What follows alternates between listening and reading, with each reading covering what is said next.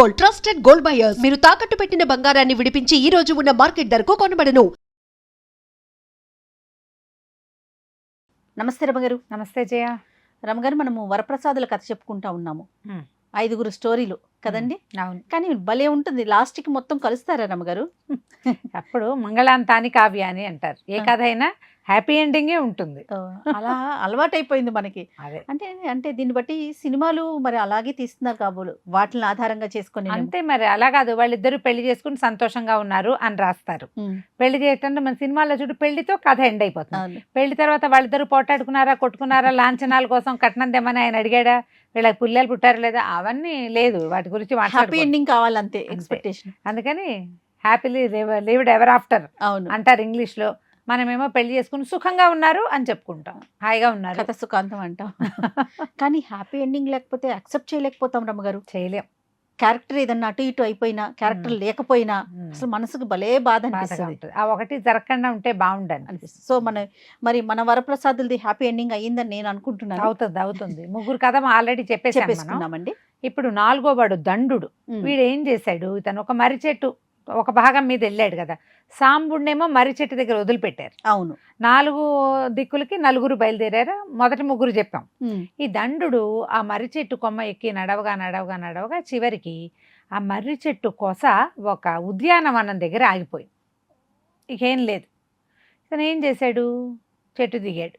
చూస్తే ఎంత పెద్ద తోటో, చాలా బాగుంది. తర్వాత ఏమో ఒక పెద్ద చెరువు, చుట్టూతా రకరకాల పువ్వులు, బోళ్ళని ఫలవృక్షాలు. సరే, నడిచి ఉన్నాడు కదా, మర్రి చెట్టు మీద ఏం తింటారు, అవును, ఆకులు పువ్వులు తినలేరు కదా, కాయలు. సరే, వీడు ఏం చేశాడు, మెల్లిగా ఆ పళ్ళు ఈ పళ్ళు కోసుకొని తిన్నాడు. ఆ చెరువులోంచి మంచినీళ్ళు తాగాడు, కాసేపు ఈత కొట్టాడు. ఆ చెరువు గట్టు మీద ఊరికే కాళ్ళు దాపుకు పడుకుని అక్కడ ఏవో పువ్వులు ఉంటే అలా ఓ పువ్వు కోసి వాసన చూశాడు. మనం కూడా చేస్తాం చూడు, ఏదైనా తోటలోకి వెళ్ళామనుకో, గులాబీ పువ్వులు అవి ఎవరు లేకపోతే గబుక్కని మన చేయి పడుతుంది దాని మీద.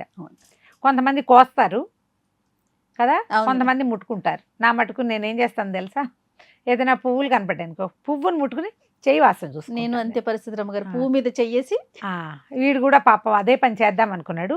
ఆ పువ్వు కోసి ముక్కు దగ్గర పెట్టుకున్న మరుక్షణం వీడు చిలకలాగా మారిపోయాడు. అయ్యో రామా, ఏం చేయాలి, ఇదేమిటి ఇట పక్షి బతుకొచ్చింది, సడన్గా తెలిసిపోయింది, ఒళ్ళు తేలికైపోయింది. ఆ నీళ్ళల్లో తనకు కనపడుతున్నాడు ఆకుపచ్చటి ఎర్ర ముక్కున్న చిలక. అటు తిరిగి ఇటు తిరిగి, ఆకలి అయితే తక్కువే వేస్తుంది, మనిషికి ఉన్నంత ఆకలి ఉండదుగా. నా బతికి ఇలా అయింది, ఇప్పుడు నన్ను ఎవరిని రక్షిస్తారు, దేనివల్ల తను అయిపోయాడో తెలియలా. వాడు చేసిన పని ఏమిటి, అక్కడ పడుకున్నాడు, పువ్వు మాత్రం వాసన చూశాడు. ఇప్పుడు పువ్వు వల్ల, చెరువు వల్ల, తిన్న పళ్ళ వల్ల, అసలు అక్కడ ఉండటం వల్ల అర్థం కాలేదు. ఇక తిరగటం మొదలుపెట్టాడు అటు ఇటు. 2-3 రోజులు గడిచేసరికల్లా బోల్డ్ అన్ని రకాల రథాలు అవి వస్తున్న శబ్దమయ్యి చాలామంది స్త్రీలు వచ్చారు స్నానం చేయడానికి. ఎంత బాగున్నారు అందరూ, దేవతా స్త్రీలాగా కనపడుతున్నారు. వీడు తెలివైన వాడు, పక్షిగా మారాడు కానీ బ్రెయిన్ మాత్రం మానవ బ్రెయినే ఉంది వాడు. ఏం చేశాడు, వాళ్ళల్లో బాగా రాణిలాగా కనపడుతున్న ఆమె చుట్టూతా తిరగటం మొదలుపెట్టాడు. మామూలుగా పిచ్చుకల్ని చిలకల్ని చూస్తే ఆడవాళ్ళు కొంచెం ఉత్సాహపడతారు. ఈవిడ ఏం చేస్తే అతన్ని పలకరించింది. నిదానంగా పక్షి వచ్చి ఈ చిలక వచ్చి దగ్గరకు వచ్చింది. సాంబ చిలక వచ్చేసరికి ఆవిడ ఆశ్చర్యపోయి, అబ్బో ఎంత బాగా వస్తుందో అని ఏదో పండించి మాట్లాడించి, నీకు మాటలొచ్చా అని పలకరించని ఇక దగ్గర కూర్చోబెట్టుకుంది. ఆవిడ ఎటు వెళ్తే అటు తిరిగి ఆవిడ భుజాల మీదే వాలి తిరుగుతోంది. వీళ్ళంతా వెనక్కి వెళ్ళిపోతూ ఈ చిలకను కూడా తీసుకుపోయారు. అలవాటు అయిపోయిందిగా. దండు ఉద్దేశం ఏంటి, ఇక్కడి నుంచి ఇంకో చోటకి వెళ్ళాలి, ఇక్కడికి మానవ మాత్రుడు వచ్చేలాగా లేరు.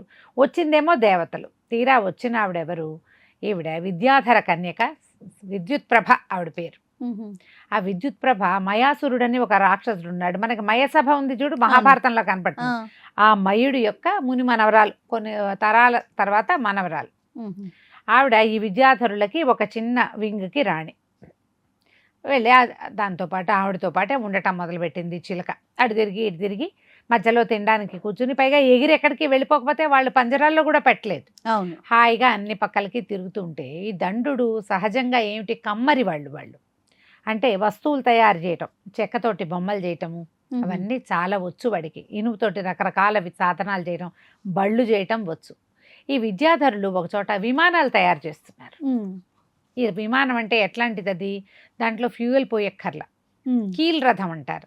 ఏదో గట్టిగా మీట తిప్పితే అది ఆటోమేటిక్గా ఎగురుతుంది. ఓకే. ఈ చిలక కదా అక్కడ నిలబడి కూర్చుని ఆ నిలబడి ఉండి రోజుల్లోనే. ఆ రోజుల్లోనే అంటే దేవతల దగ్గర ఈ సాధనాలు ఉన్నాయి. పుష్పక విమానం ఏ రోజుల్లో ఉంది? అవును రమ్మగారు. రామాయణంలో చెప్పలేదా? అవును. ఈ మెల్లిగా ఈ కీలు రథాలు విమానాలు చేయటం నేర్చుకోవటం మొదలుపెట్టాడు. బాగానే ఉంది. అయితే ఇంతలో ఏమైంది, ఒకసారి ఈవిడ విద్యుత్ ప్రభ మా తాతను చూడడానికి వెళ్తున్నానని అందరినీ తీసుకుపోయింది. తనతో పాటు ఈ భుజం మీద ఉన్న చిలకను కూడా తీసుకెళ్తే ఆయన పలకరించాడు. బాగుందా, నీ ఏర్పాట్లన్నీ బాగున్నాయా, భూలోకంలో విహారానికి వెళ్తున్నావా, నేను నీ కోసం సృష్టించి ఇచ్చిన ఆ తోటలో చెరువు పక్కనే ఇక సరోవరం పక్కనే నీలం పువ్వులు ఉంటాయి కదా, పొరపాటును కూడా వాటిని వాసన చూడకు, అవి వాసన చూస్తే చిలకైపోతావు అన్నాడు. అడిలిపోయాడు సాంబుడు. అమ్మా ఈ దండుడు, అందుకనమాట నేను చిలకైపోయింది, ఈ కారణాలు ఏవి కదా, పువ్వులే ఉన్నాయి అనేసరికల్లా ఆడపిల్లలంతా నవ్వారు. చిలకైపోతే ఎలా తాత, మళ్ళీ మామూలుగా మారాలంటే ఎట్లా అంటే, ఏముంది, సరోవరం ఎదురుగుండా చెట్టు ఉంది, ఒక పెద్ద చెట్టు ఉందా, చెట్టు వెనకాల పసుపచ్చ పువ్వులు ఉంటాయి, అవి వాసన చూస్తే మామూలుగా అయిపోతారు. అంటే నీలం పువ్వులు వాసన చూస్తే చిలకయ్యి, పసుపచ్చ పువ్వులు వాసన చూస్తే మనిషి అవుతారు. సూపర్, ఎంత బాగుంది. ఈ దండుడు అనుకున్నాడు, ఇదే మన పని, మళ్ళీ భూలోకంలోకి వెళ్ళే వరకు వేచి ఉండి మన పని మనం చేసుకుందాం అనుకున్నాడు. ఇంతలో ఏమైంది, ఏదో ఒక పార్టీ లాంటిది జరిగింది. బోల్డ్ అంతమంది జనాలు వచ్చారు, చాలామంది స్త్రీలు, విద్యాధర కన్యకలు, ఎక్కడెక్కడెక్కడెక్కడి వాళ్ళు ఎంతమందో. ఈ వచ్చినప్పుడు ఏమైంది, ఒక వాళ్ళు మాట్లాడుకుంటున్నారు, వాళ్ళల్లో వాళ్ళు ఊరికే ఆడవాళ్ళు మాట్లాడుతుంటే కొంచెం గాసిపింగ్ ఉంటుందిగా. ఈ చిలకన్నా వీడు మగవాడు కదా, వాడికి సరదాగా ఉంది. ఎవరో ఇద్దరు అందగత్తెలు మాట్లాడుకుంటుంటే పోయి వాళ్ళ దగ్గర కూర్చున్నాడు.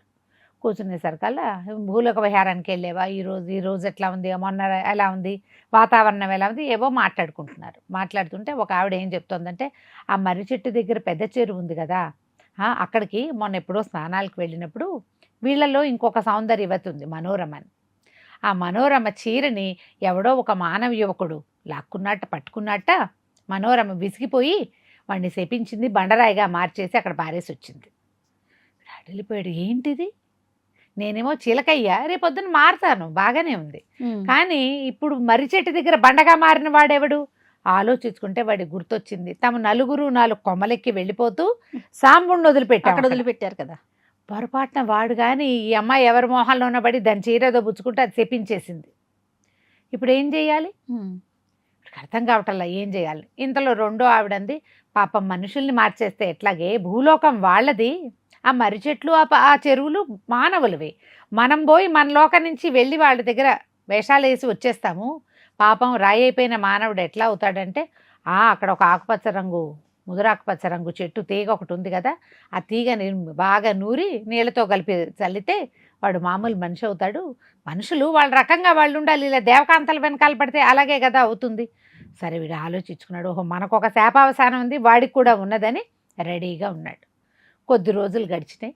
తర్వాత వీళ్ళు ఈ స్త్రీలు ఏం మాట్లాడుకుంటారు, ఆదివారం మర్రి చెట్టు దగ్గరికి వెళ్తారు వాళ్ళు, ప్రతి ఆదివారం. విద్యుత్ ప్రభ ఎప్పుడో 3-4 పున్నములకు ఒక్కసారి వెళ్తుంది. చాలా రోజులైంది, భూలోక విహారానికి వెళ్దామని బయలుదేరారు.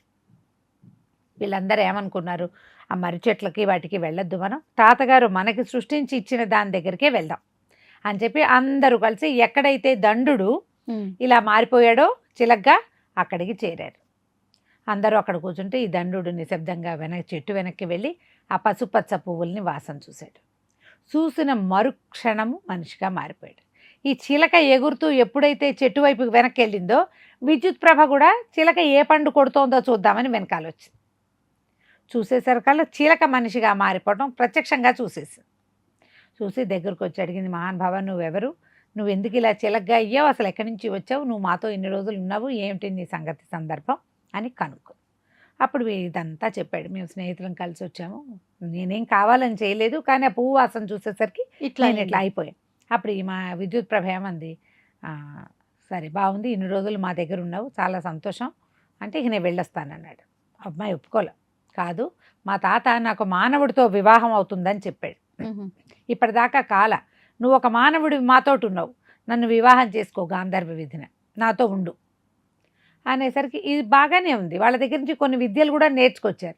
ఆ అమ్మాయితో కొన్ని రోజులు ఉండిపోయాడు. ఉన్నాకేం చెప్పాడంటే, నేను నా స్నేహితులు ఎట్లా ఉన్నారో తెలీదు, ఒకడేమో బండరాయిగా పడిపోయి ఉన్నాడు అక్కడ, మిగిలిన వాళ్ళు ఏమైపోయారో తెలీదు, నేను కనీసం ఏదో ఒక సహాయం చెయ్యాలి. వాడు రాయిగా ఉన్నవాడు మనిషిగా మారే అవకాశం ఉన్నది నా దగ్గర. అవును. కాబట్టి నువ్వు నీ దారి నువ్వు వెళ్ళిపో, నా దారిని నేను వెళ్తానంటే విద్యుత్ ప్రభ ఒప్పుకోలేదు. కానీ దండు ఒప్పించాడు.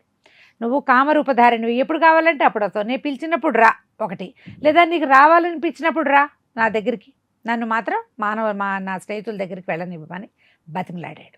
సరే విద్యుత్ ప్రభ ఒప్పుకుంది, తన దారిని తను వెళ్ళిపోయింది. ఇతను ఏం చేశాడు, ఆ చిలకగా మార్చే పువ్వుల చెట్లు కొన్ని, చిలకని మళ్ళీ మనిషిగా మార్చేటువంటి పువ్వుల చెట్లు కొన్ని అన్నీ పీక్కుని తలా ఒకటి మొక్కలు చచ్చిపోకుండా జాగ్రత్తగా మేనేజ్ చేసుకుని మళ్ళీ మర్రి చెట్టు ఎక్కి ప్రయాణం మొదలుపెట్టాడు. వెనక్కి నడిచాడు. నడిచి మర్రి చెట్టు దగ్గర దిగాడు.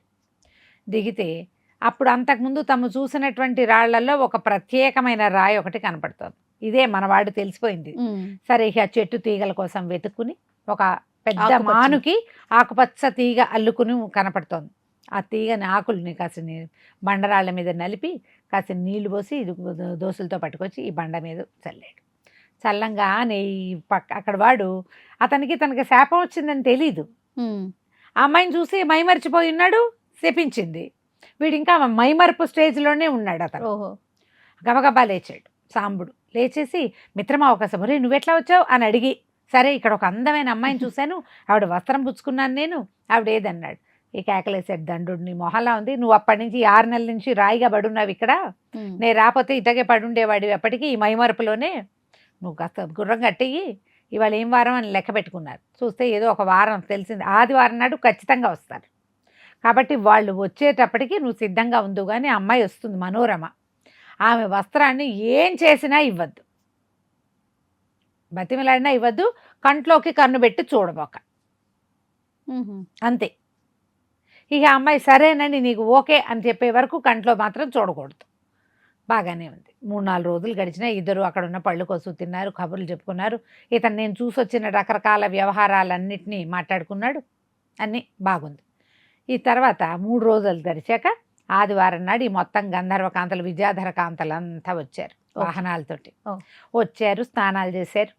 స్నానం సంధ్యలో అయ్యాక వస్త్రాలు ఒక చోట పెడతారు వాళ్ళు, చీరలతోటి దిగరు కదా. ఆ వస్త్రాల్లో మనోరమ విప్పిన వస్త్రాన్ని ముందే గుర్తుపెట్టుకున్నారు వీళ్ళు.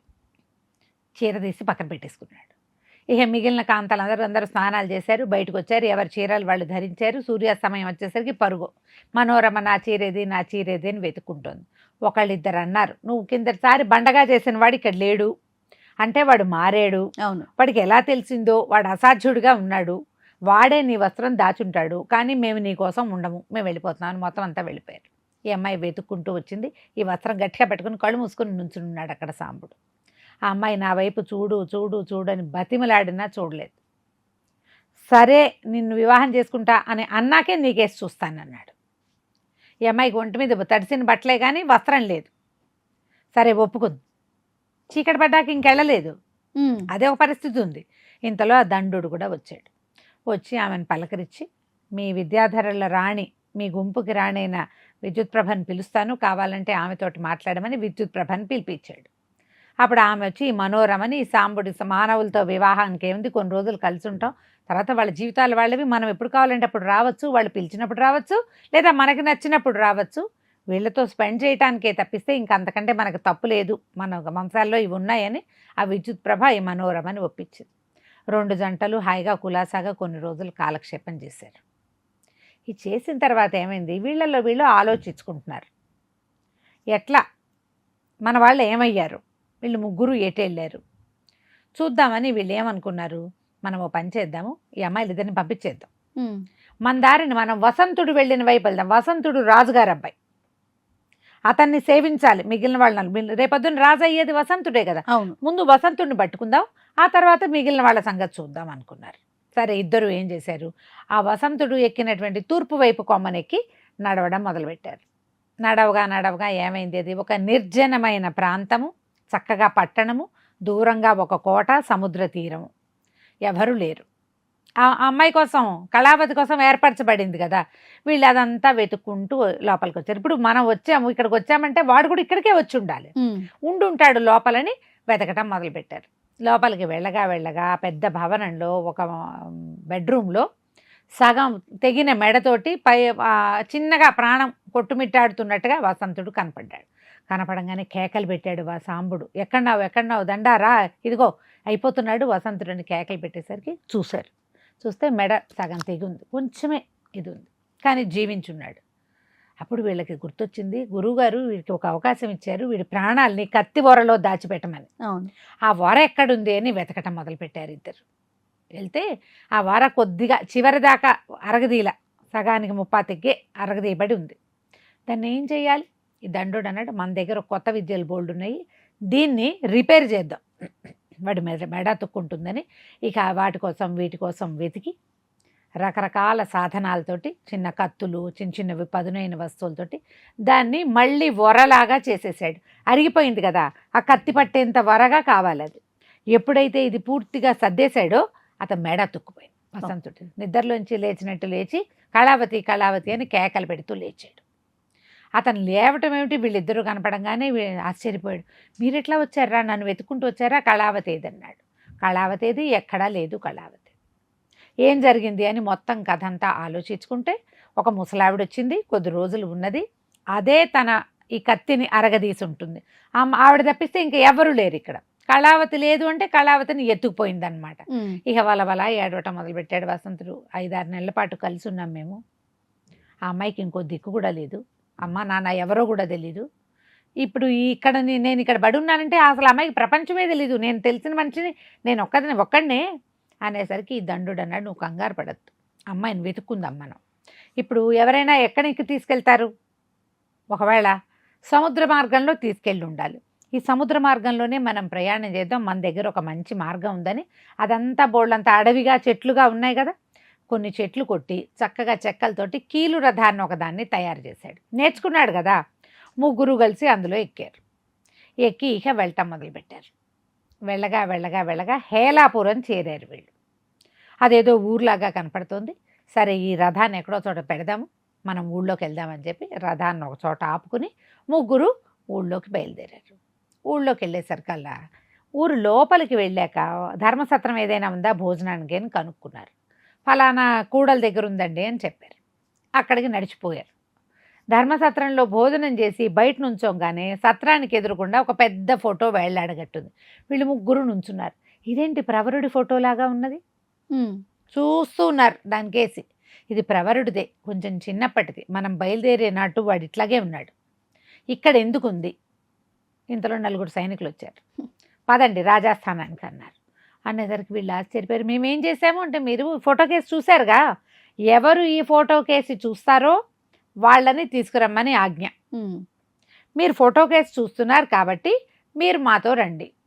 వీళ్ళకి ఏం చేయాలో తెలియలే, ఈ రాజ్యం ఎవరితో తెలీదు. ప్రవరుడి ఫోటో కంటే వీడు ఏదైనా చేసి ఇక్కడ ఇరుక్కుంటే వీడి ఫ్రెండ్స్ కోసం చూస్తున్నారా?